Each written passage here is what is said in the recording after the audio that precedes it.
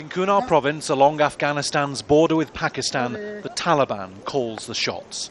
These fighters are proud of their links with Al-Qaeda. If the US talks with the Taliban are to have any hope of success, the Taliban leadership will need to bring these men on board. We are neither for nor against these talks in Qatar. But the Prophet Muhammad tells us not to accept our leaders' orders when they're against Islam. If our leaders makes a deal that is against Allah, we don't accept it. If our leader stands against Allah, we'll have to stand against our leaders. Kunar has been one of the deadliest provinces for NATO forces in Afghanistan. These Taliban fighters believe they're taking part in the talks from a position of strength. They won't accept Afghanistan's constitution and want a country governed solely by Islamic or Sharia law. The Americans didn't want negotiations with us before.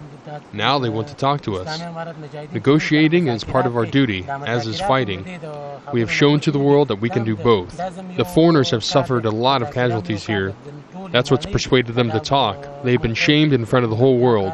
This is one of our successes. But the Taliban has also suffered heavy losses, so its leadership may be weighing up its options. Ismail Qasimyar is a member of Afghanistan's High Peace Council. It's responsible for bringing a political end to the war here. I think